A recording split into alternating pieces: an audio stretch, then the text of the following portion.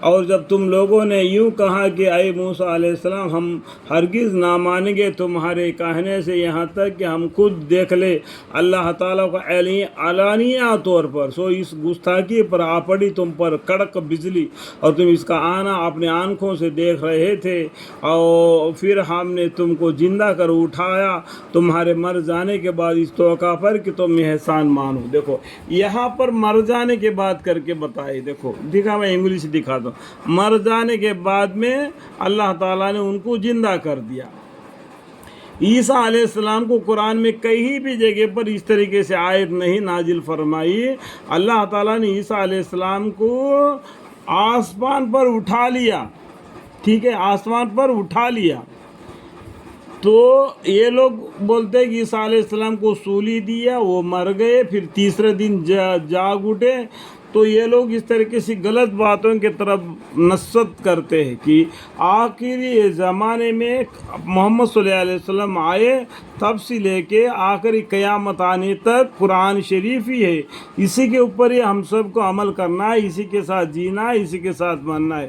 جب عیسیٰ علیہ السلام دنیا میں دوبارہ آئیں گے تب بھی وہ اسی قرآن پر ہی ایمان لائیں گے اور دوسرا کوئی کتاب نہیں لائیں گے۔ جو اس ٹائم پر اس زمانے میں ان کے اوپر انجیل آ چکا تھا، وہ زمانہ ختم ہو گیا، اس کا زمانہ ابھی نہیں رہے گا۔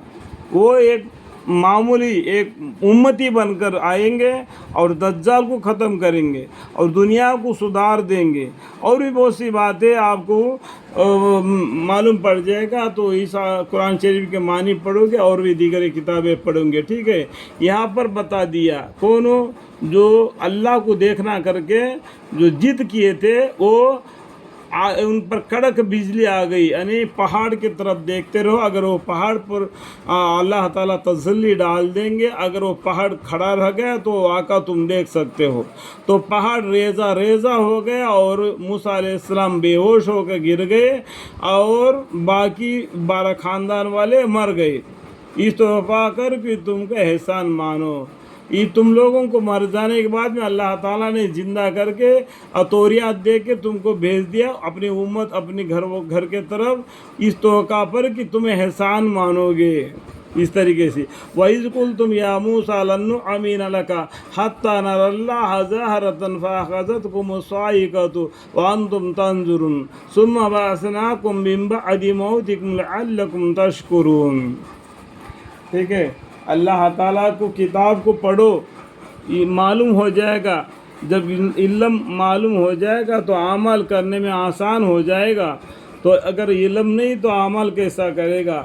یہ تو بنی اسرائیل کی قوم کے جیسا ہو گیا کہ ہم قرآن توریات کو پڑھیں گے تو عمل نہیں کریں گے، عمل کریں گے تو پڑھیں گے نہیں، اگر پڑھیں گے نہیں تو عمل کیسا کریں گے؟ میرے بڑے بھائی، اگر علم ہوگا تبھی معلوم پڑ جائے گا کہ یہ بس کدھر کو جانے والا ہے۔ اگر علم نہیں ہوگا تو دوسرے سے پوچھنا پڑے گا کہ یہ میرے بڑے بھائی یہ بس کدھر کو جانے والا ہے۔ تو خیال کرو امت محمد مصطفیٰ صلی اللہ علیہ وسلم کی امت، دنیا کر کے دنیا کے پیچھے مت پڑھو، اللہ کی کتاب کو پڑھو، اللہ کے حکم کو کیا ہے کیا نہیں ہے سمجھو۔ اللہم اغفر لی۔